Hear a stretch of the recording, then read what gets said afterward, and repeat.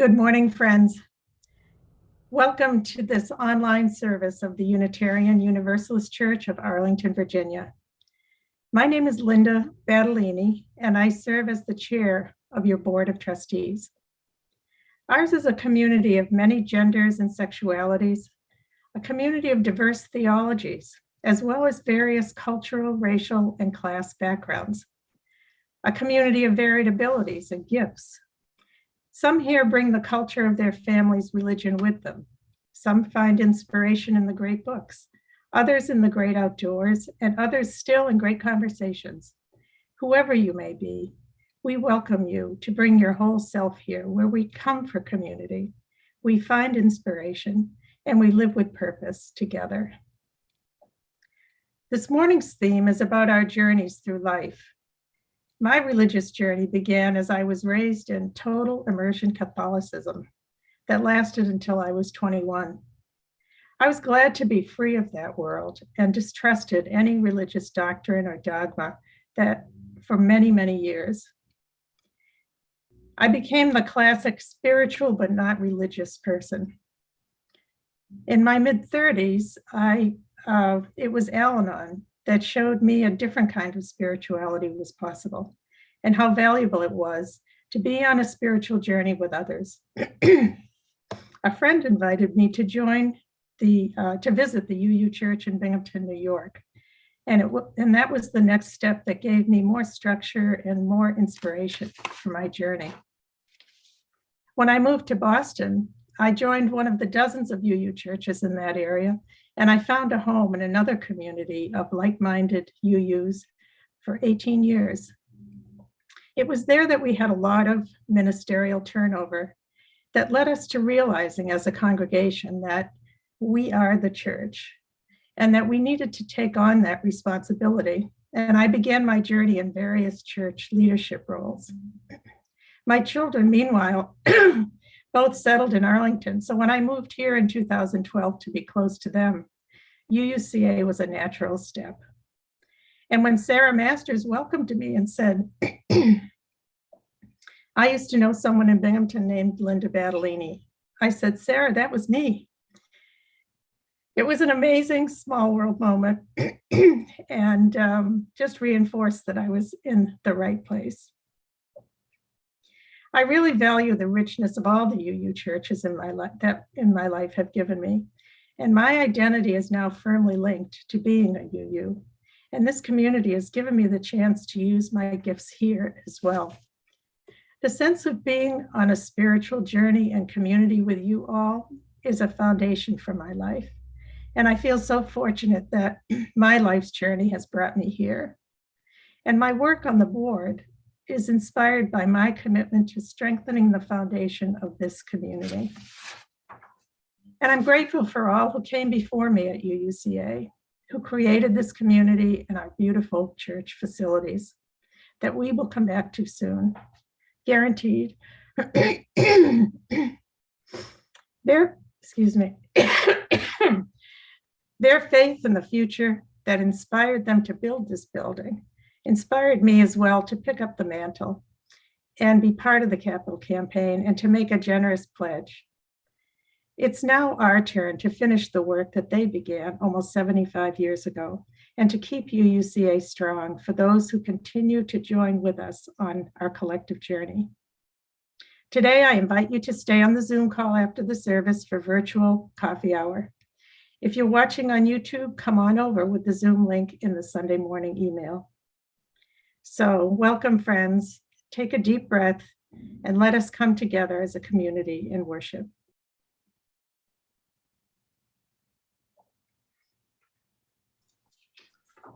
Thank you, Linda, for sharing your story. It's wonderful to hear where you're coming from. And thank you for the welcome. And so come one, come all. Come with your missing pieces and your extra screws. Come with your hard edges and your soft spots. Come with your bowed heads and upright spines. Come all you flamboyant and drab, verbose and quiet, fidgeting and lethargic. All you with large vision and tender hearts, all you with small courage and tender fears. Bring your lisp and your stutter and your song. Bring your gravel and your drawl and your lilt. Bring your anger and your joy and your righteous indignation. Misfits and conformists and everyone in between. Come into this space and be welcome. Bring who you are, bring where you've traveled, bring what you long for, and let us worship together.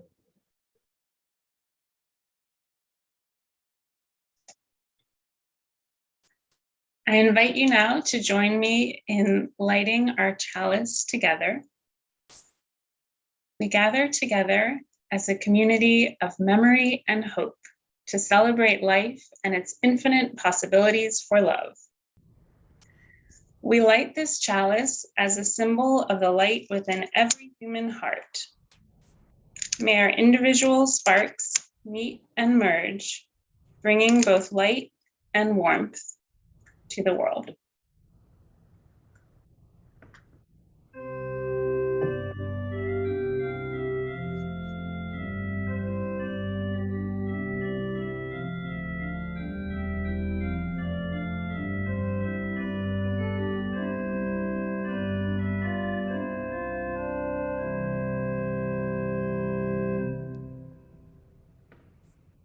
This morning, I'm so excited to introduce a new voice to UUCA in the form of local storyteller and artist Mary Rupert. When Greg and I were planning this service, he shared that he likes to bring in different voices, and I had just had the pleasure of watching Mary tell a beautiful story about a community of mice. So I made the connection, and Mary is here today to share this story with us, along with a reflection based on her lived experience. I hope you enjoy meeting Mary and learning from her stories. Thank you, Allison. I am so happy to be with you here today to share this story based on the book Frederick by Leo Leone, along with a poem and gestures that are used by the Able Ensemble in Chicago, which is a nonprofit that creates theater and film projects by people with Down syndrome and other intellectual and developmental disabilities. So thank you for inviting me here to be with you this morning. This story is very close to my heart. It's about community, creativity, knowing ourselves enough to share our gifts. I'm going to be using some gestures, and I'll invite you to join me in them as I tell this story. Sometimes moving our bodies according to our ability can help us to understand things in a new way. So I hope that moving together, if you like, helps you to enter into the story. The first movement that I invite you to share is to take a breath with me to create a blank canvas for this virtual space that we'll inhabit together. So here we go.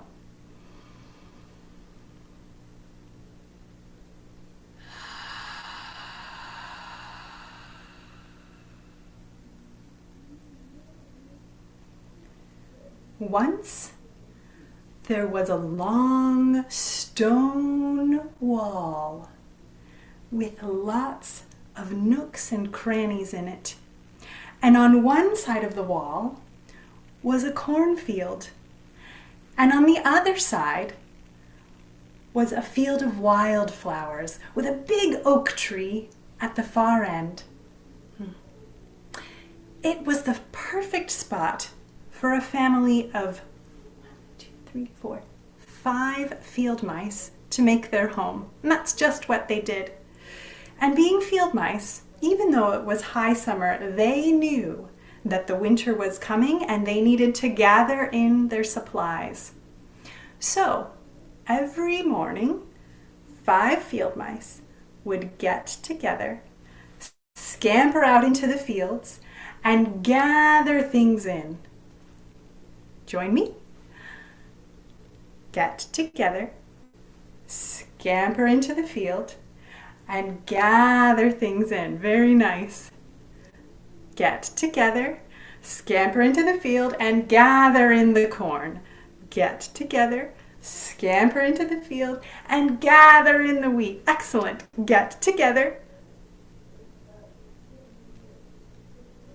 1, 2, 3, 4. Someone was missing. Frederick. Frederick was up on top of the wall. There he was. Oh, I was gathering in the rays of the sun because, well, you know, the winter nights are really, really cold. Well, his family looked at each other, perplexed. What kind of mouse is he? And so the days continued, and 5 field mice got together, well done, scampered into the field, and brought in the straw. They got together.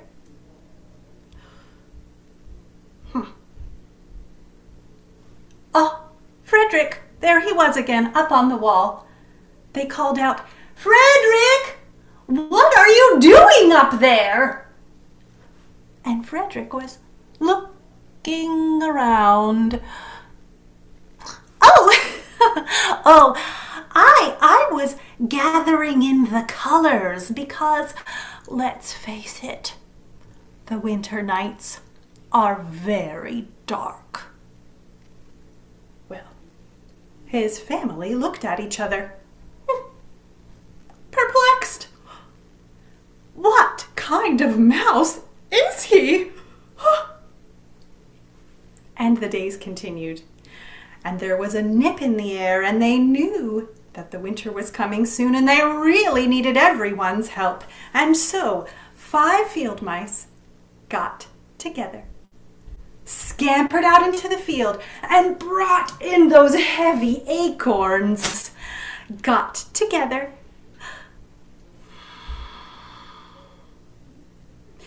"Frederick! What are you doing up there?" said his family. And there was Frederick.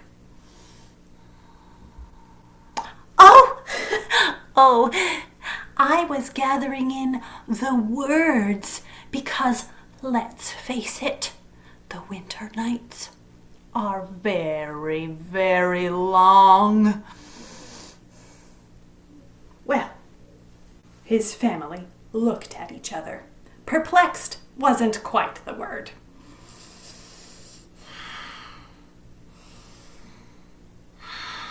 What kind of mouse is he? But family is family. And so the days continued. And one morning they woke up to see everything was covered in a blanket of white. You make snow with your hands. Beautiful. And they were so glad that they had their cozy straw all nice and clean, and they had their wheat and their corn and their acorns that they could nibble on and snack. And in the evenings, they told the old stories and they sang the old songs until they'd sung the old songs about 1,000 times, and they were sick of the old stories, and there weren't too many acorns left, and the wheat was looking a little bit low, and that straw wasn't quite as clean as it was. And the winter wind was finding its way into all the nooks and crannies. Can you feel that chill? So they just kind of sat there, looking at each other.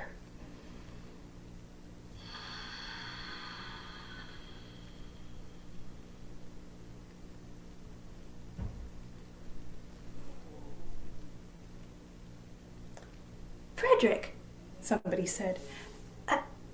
"Frederick, what was that that you were gathering in.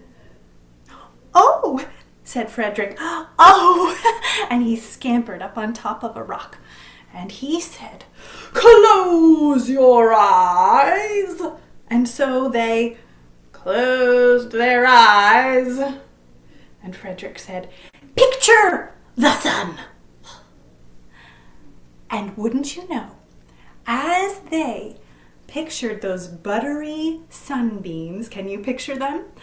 Coming from the tips of their ears, can you feel the tips of your ears? Down to the soles of their little toes. Wouldn't you know they felt a little bit warmer?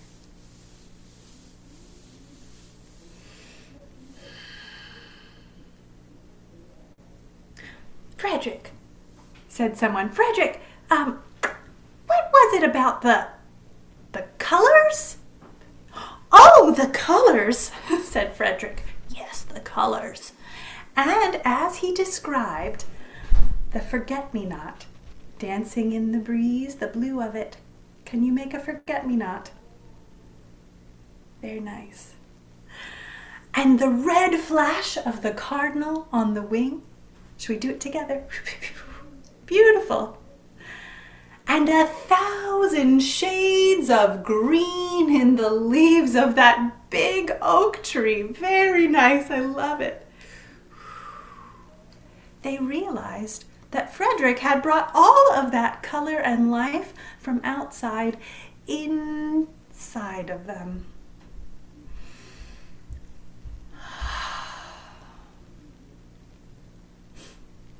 Frederick, what about the words? Oh, said Frederick. Oh, the words. And he took a deep breath and began to sing. I take from the heavens all that I need, and I bring it inside me. I take from the earth all that I need, and I bring it inside me. And when it's inside me, when it's inside me, I give, I give, I give it all away. I give, I give, I give it all away.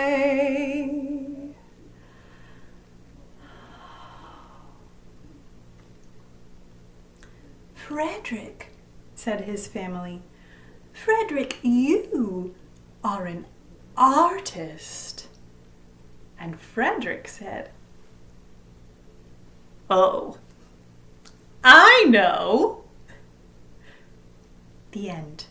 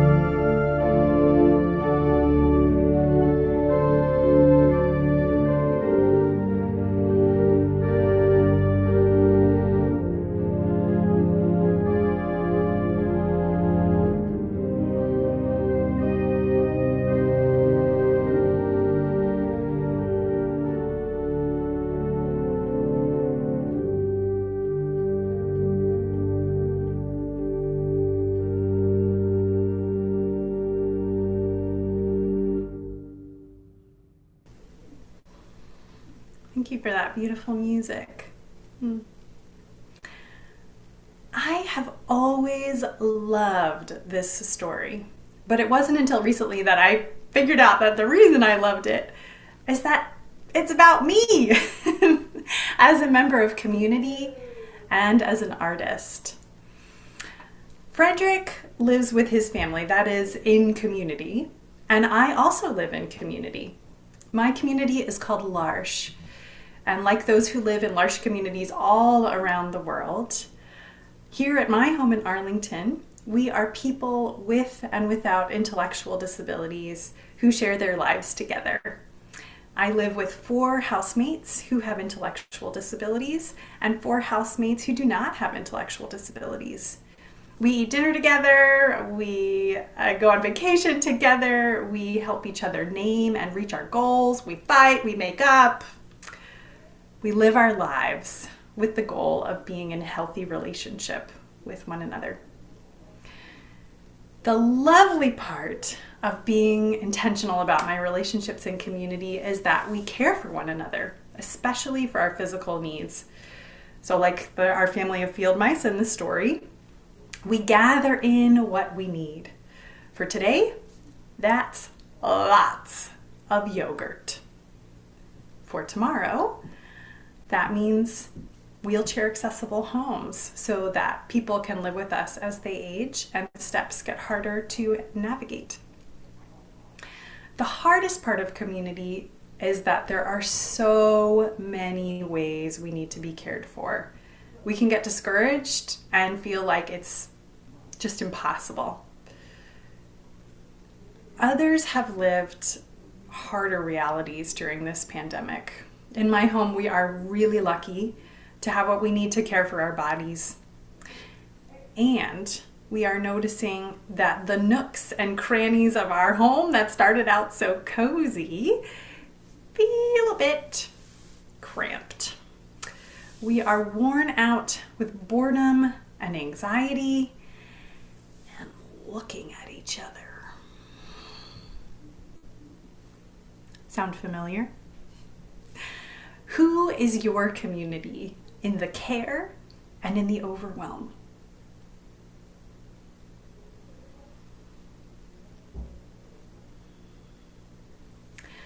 This is where the art comes in.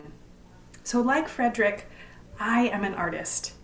And like Frederick, it has taken some time to own that identity.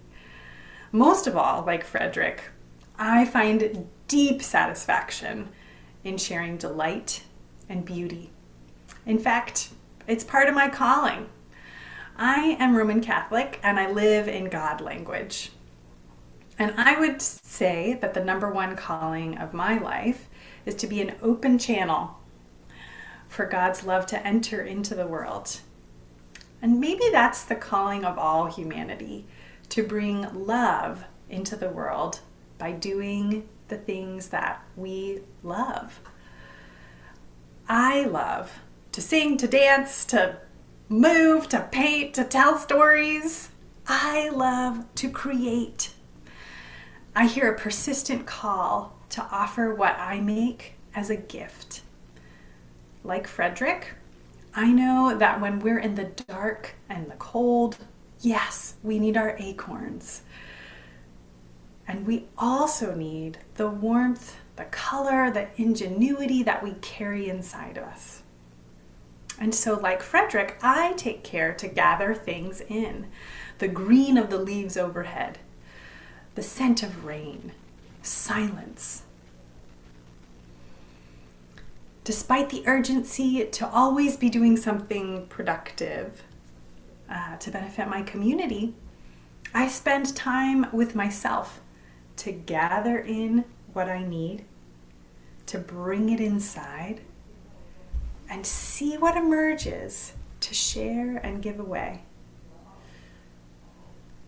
And I see my community mates doing the same. And what emerges is just as essential as the things we do to care for each other and our home physically. Someone pulled out some art supplies last week, and between us we made 20 Valentines. They're just these little reminders of friendship that slip out in the daily mail. Again and again, we have a newcomer that will come into our kitchen and they'll see that our fridge is just plastered with photos, and we welcome them into the stories of our home. And then they find their own place to belong in those stories. Stories, cards, songs, the works of our voices and our bodies and our hands. These are simple gifts, nothing earth-shattering. But in the dark and the cold, these little offerings of love can be just enough. So I wonder what it is you are called to gather in, to bring inside, and to share and give away.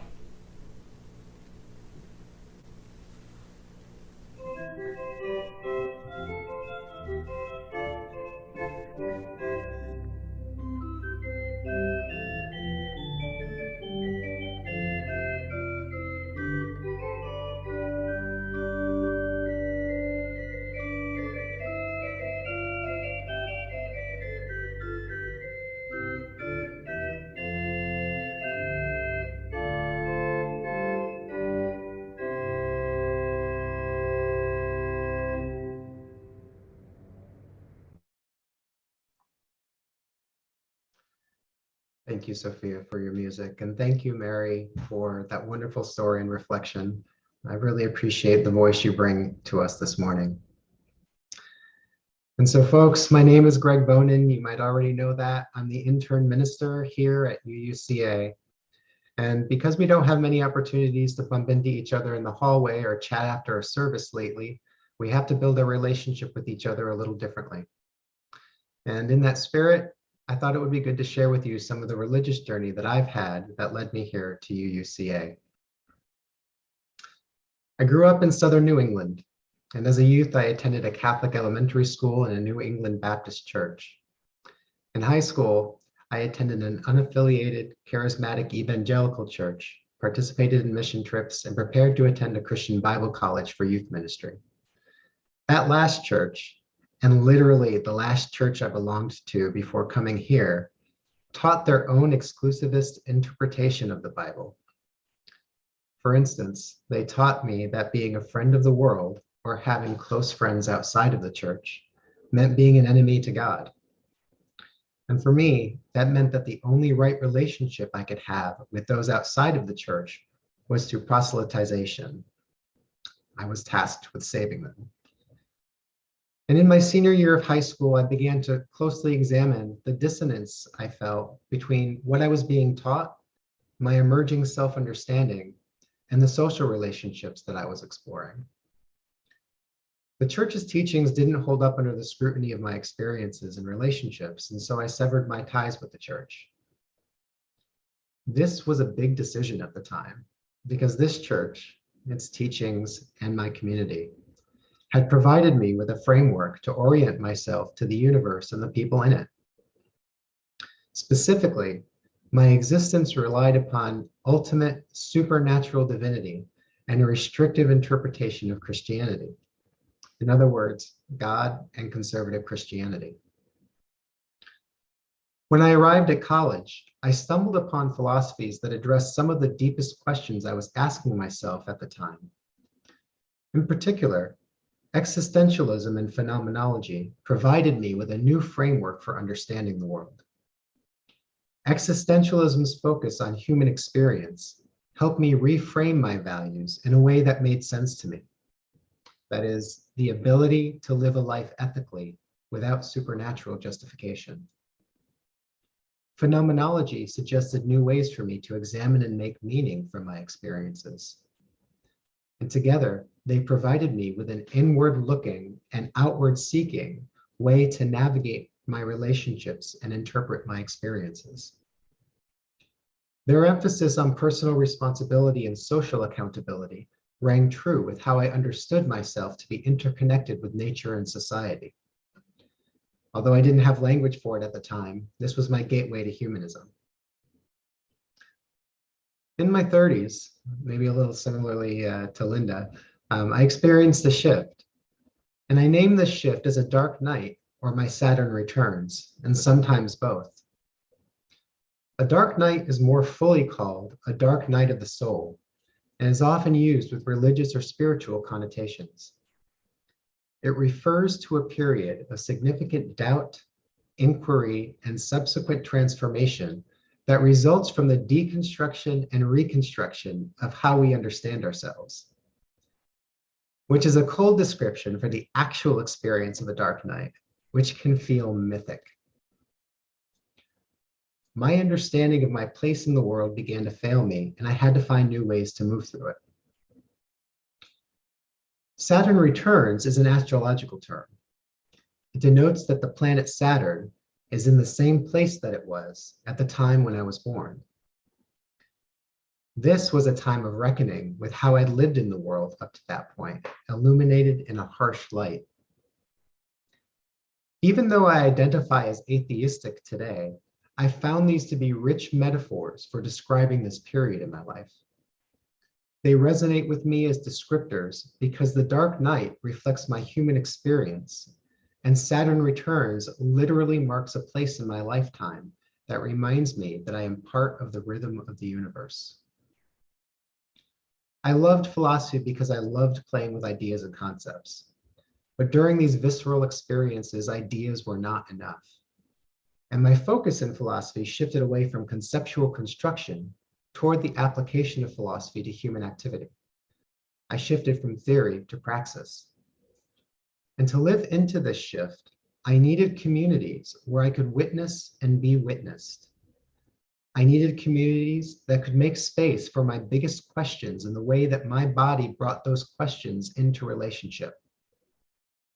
So over the next 10 years, I participated in and did organizing work with 3 community groups. First, I joined a community movement and dance practice. Movement continues to be one of my most important spiritual practices today. This practice invites folks into expression through nonverbal, free-form, whole-body movement set to music that's designed to facilitate catharsis and expansion. It contained just enough structure to form a boundaried space where I could explore my experience and express myself without making it fit any one prescribed format, which incidentally is one way that I have come to describe Unitarian Universalism. This was important to me because I was having a singular, overwhelming, ineffable experience. And this was a space where I could express my experience with my body while immersed in music. My body was invited to share and take up space. Throughout my life, music has consistently inspired awe and wonder, a way to feel connected to others and the world. And dancing to music in a shared space as a way to express my dark night and Saturn returns carried me into a place that felt transcendent. And thank you to Sophia for playing the organ today. It's one of my favorite instruments, and I appreciated how your improvisation invited us to hear the same piece expressed different ways. Thank you. Being in a movement practice grounded my body in a way that playing with ideas never could.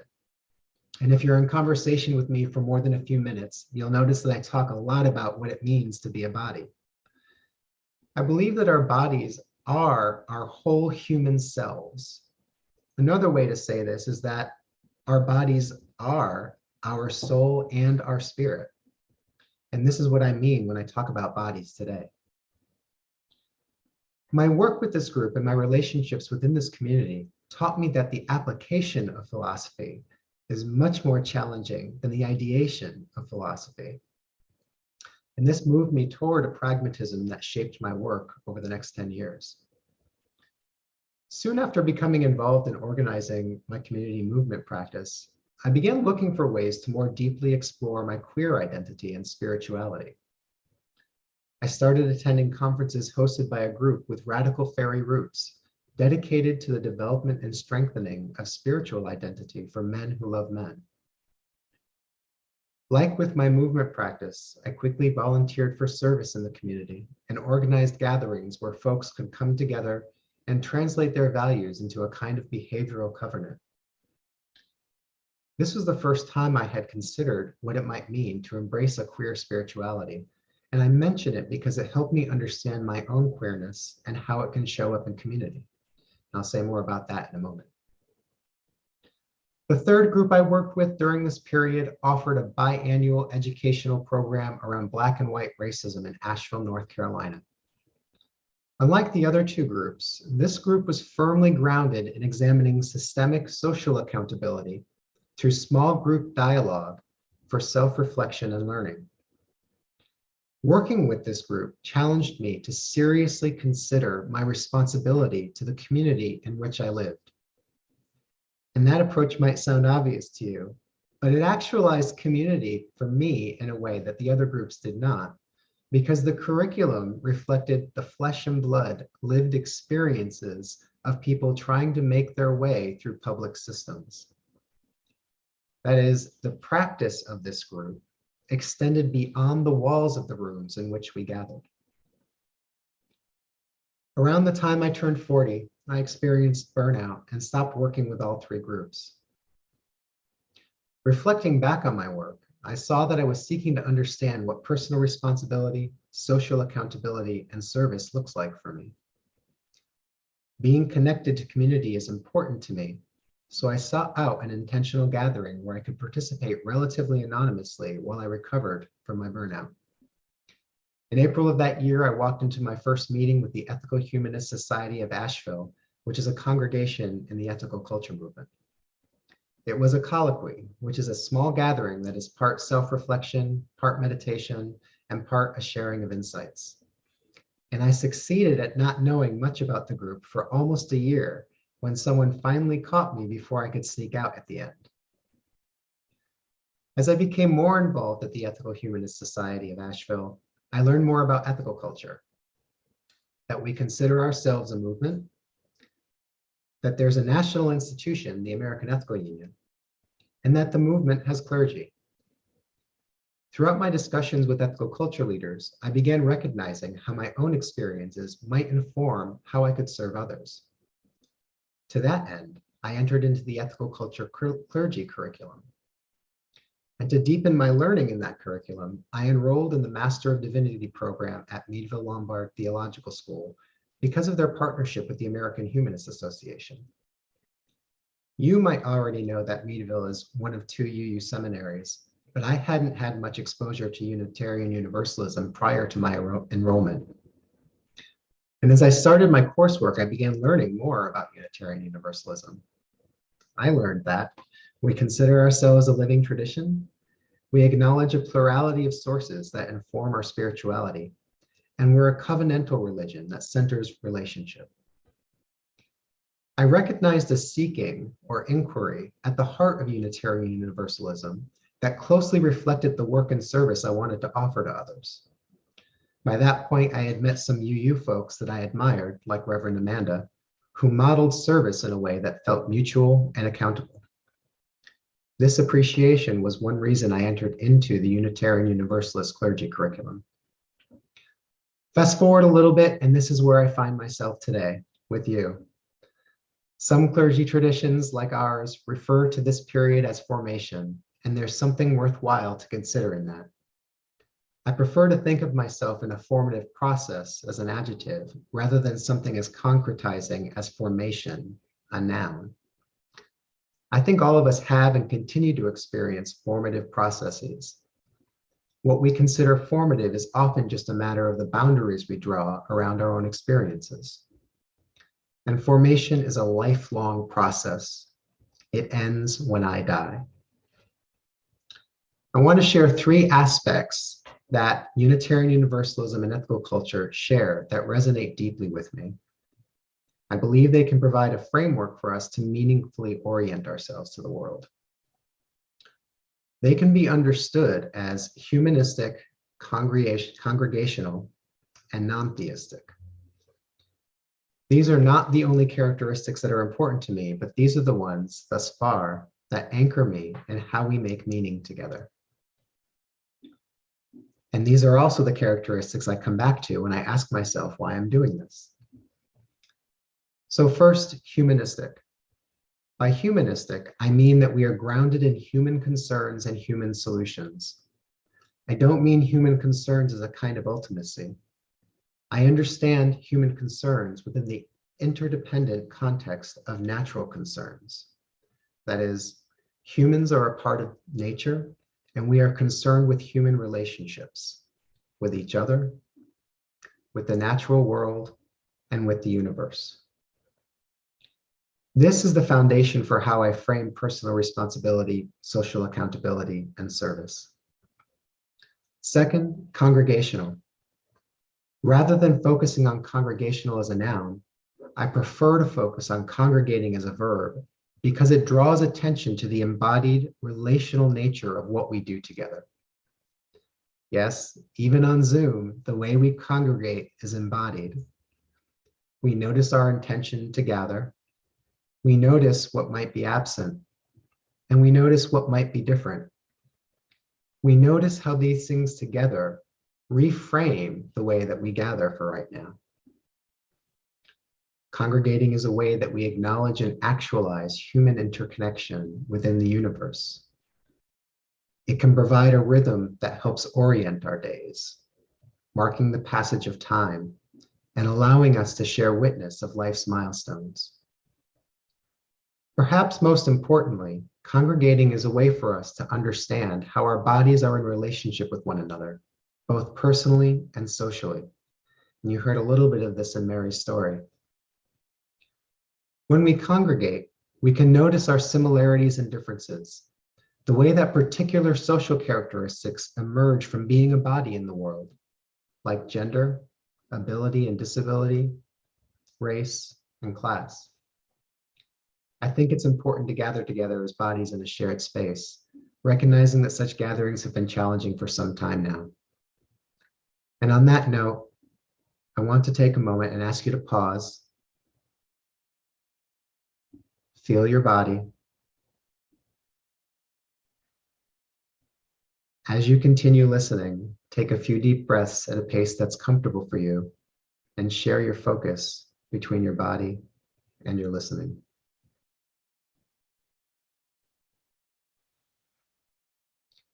The third aspect shared by Unitarian Universalism and ethical culture is non-theistic.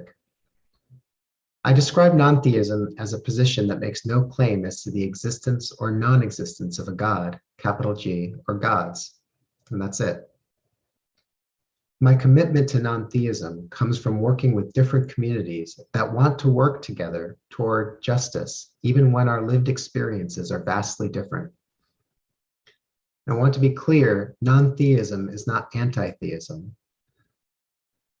Sometimes the emotional certainty of the belief in reason and science can fuel an aggressive anti-theism.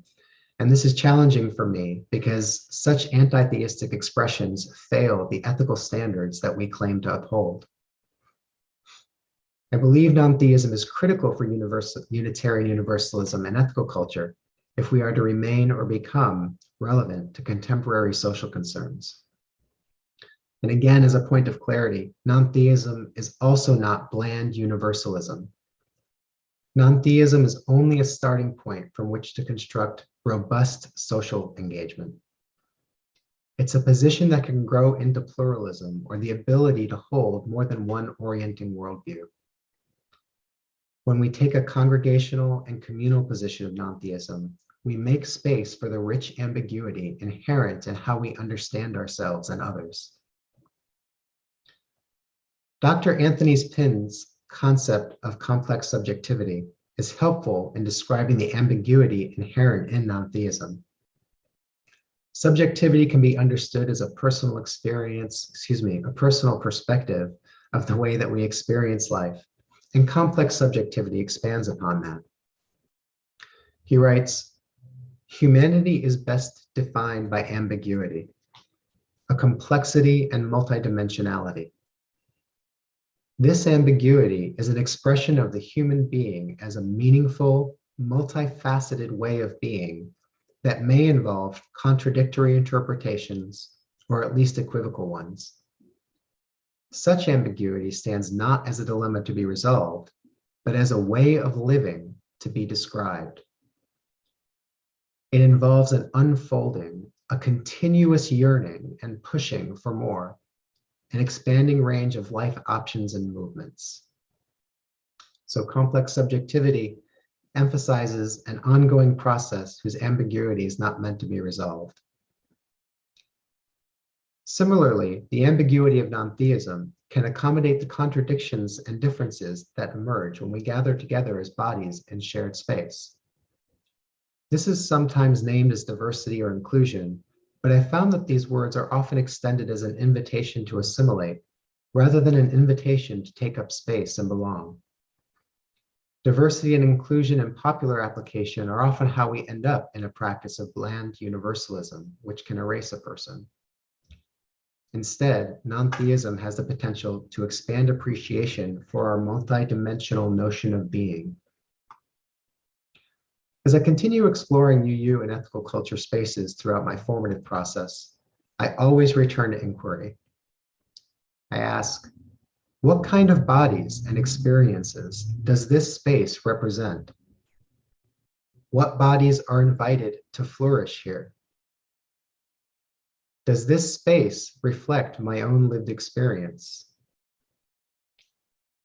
Can my body and its attendant experience belong here?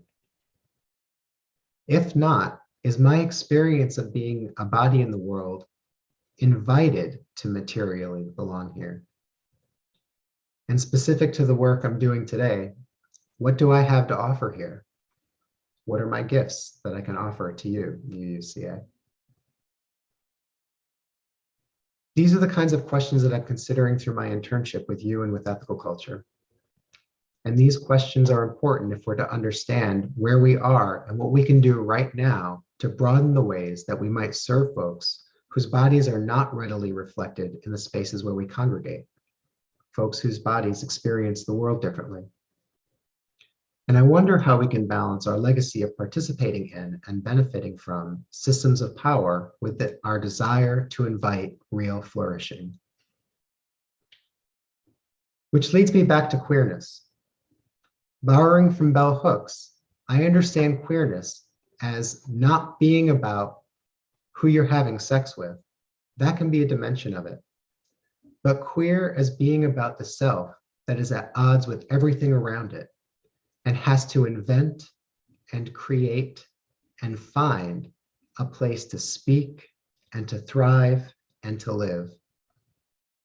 This kind of queerness prompts us to ask ourselves, am I reflected here? Does my body belong here? Am I being invited to flourish here? Or, like our story, what kind of mouse is he? It's a queerness that invites us to question what we assume and how we presume.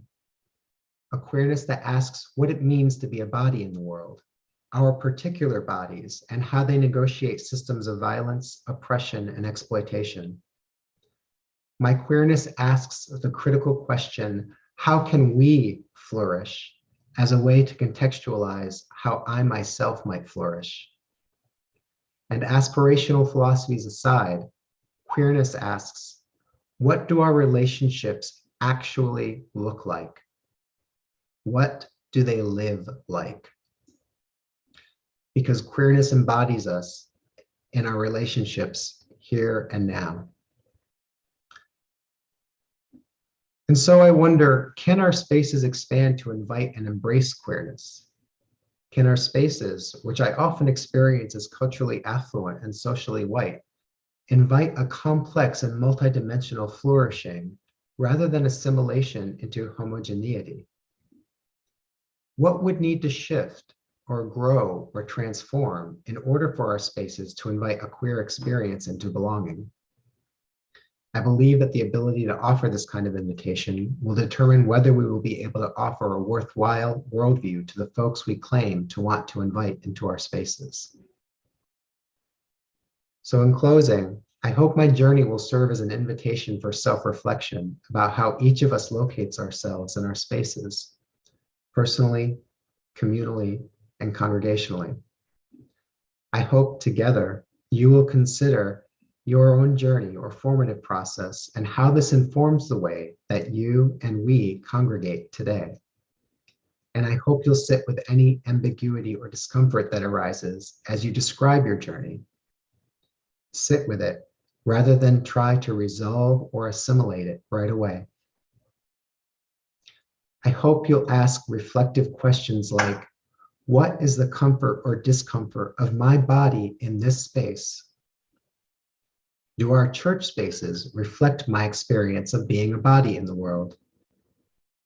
How might this space, where I feel belonging, be experienced differently by another body? And I look forward to exploring these questions together.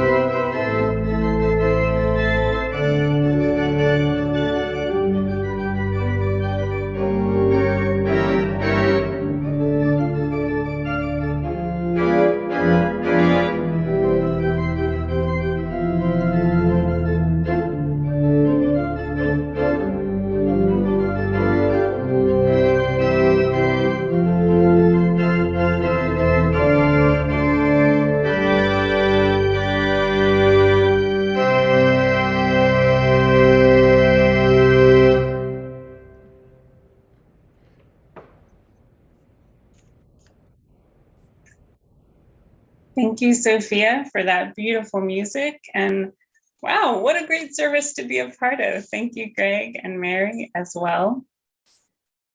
Today's prayer comes from Mandy McGlynn and is called Prayer of Storytelling. It touches on a lot of themes, so be sure to listen all the way to the end. Let's all take a breath.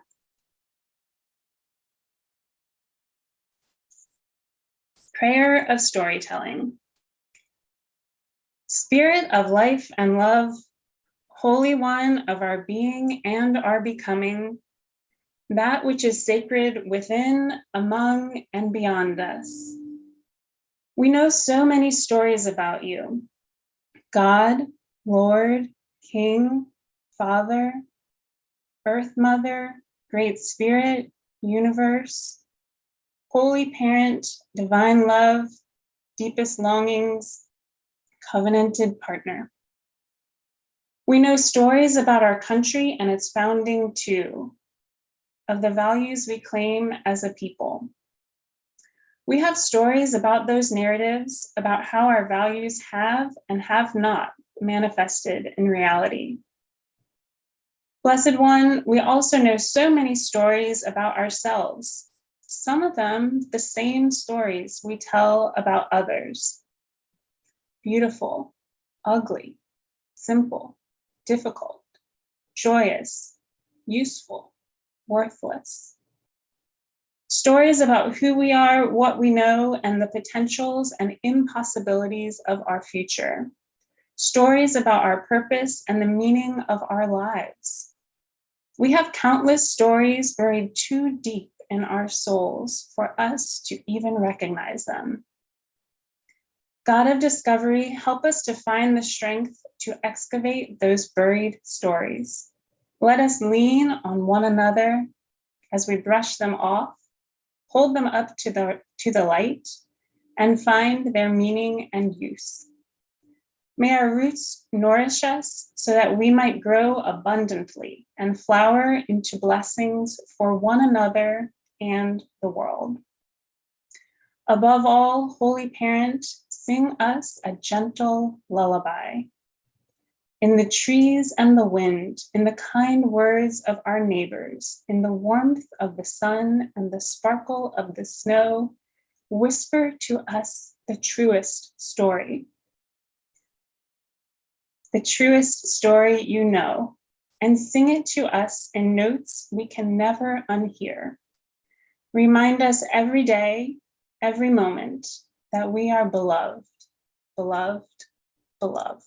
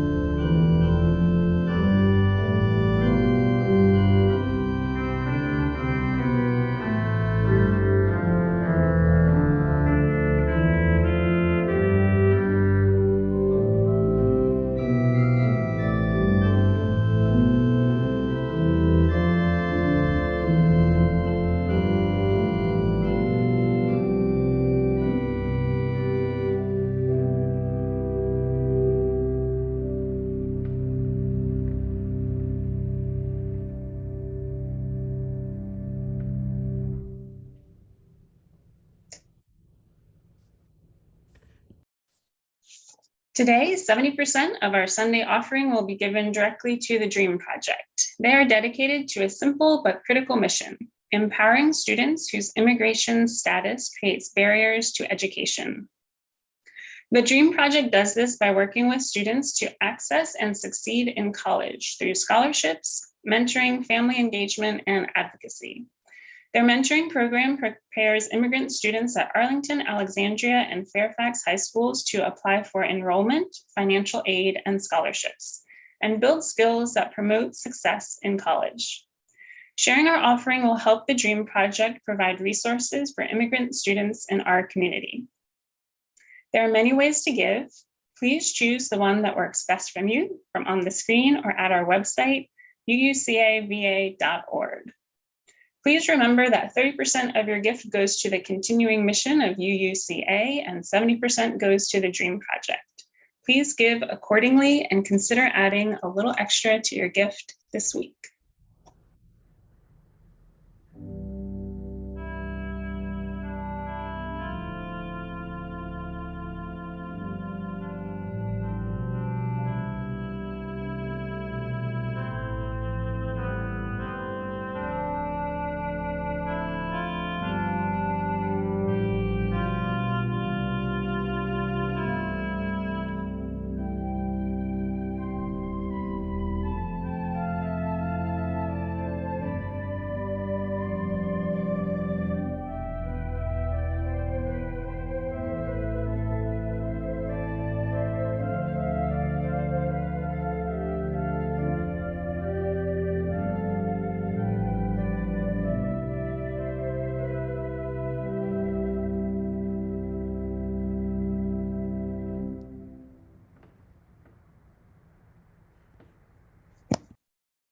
That was such a beautiful rendition.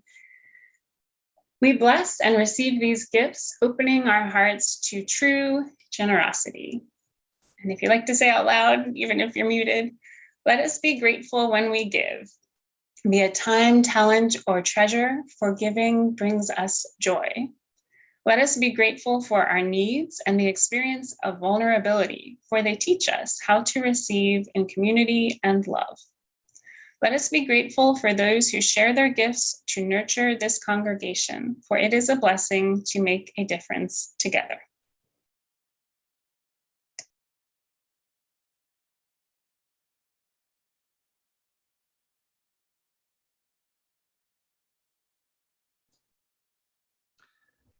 So we've been inviting folks to share some of their journey as a way to engage the capital campaign. And Wendy Jessup is here today to say a little bit about that. Thank you, Wendy, for joining us. Good morning and thank you. I came to UUCA over 20 years ago and immediately resonated with our first principle, the inherent worth and dignity of every person. This was something that I believed deep in my bones, but it was never affirmed in my family growing up. You see, I have an older brother and I love him dearly. However, for all of my life, he was the golden child and could rarely do wrong. He was forgiven for any missteps and was given every opportunity. I was certainly provided for, but my parents' preference for him was clear, and this was acted upon in myriad ways throughout my childhood and into adulthood, even after he had moved across the country and I remained nearby. In comparison, I received messages that I was selfish, inconsiderate, intentionally hurtful, and never cared about others, that my feelings and opinions were wrong. And if I tried something, that either I was faking it or not trying hard enough. And finally, that I should never ask about others because it was nosy, or talk about any accomplishments because that was bragging. What kind of a message is that for a child? All of these messages were so far from my, and the emphasis is on my, truth. I've always cared deeply about others and tried to do my best. And it would deeply sting when my parents discounted or misinterpreted my actions and feelings. Despite the psychological abuse, I've always loved my family, but I never felt that I was valued or capable. And I learned that I had to protect myself, that I couldn't trust others, that I had to be suspicious of any kindness because it meant someone would want something from me. And I was afraid of the world. I also had to be perfect at everything. While at the same time, I deeply doubted my abilities. For years, I thought of myself as a rolled up hedgehog, spiny on the outside to protect the soft, sensitive underbelly. And this extended to the way that I lived in the world. I was constantly jealous, envy. I was so prickly, but hurting on the inside.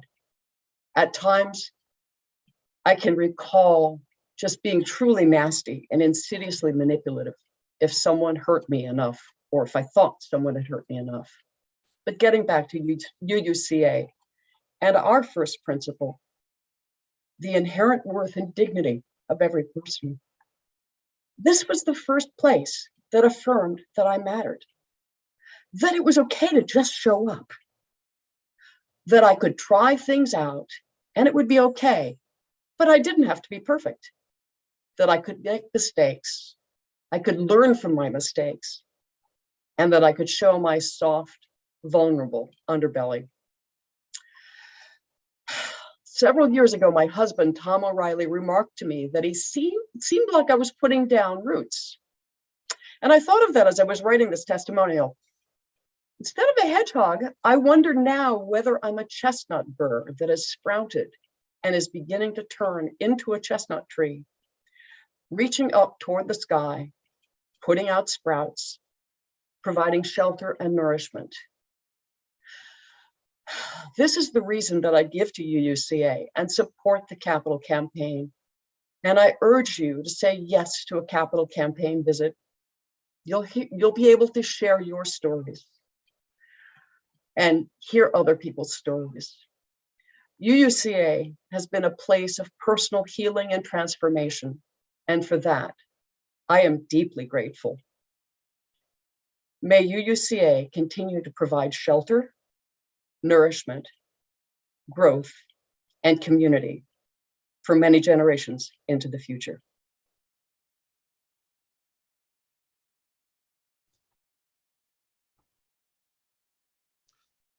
Thank you, Wendy. I'm so glad you found the UUCA community and decided to put down some roots here. I close today with words from my colleague, Cynthia Landrum.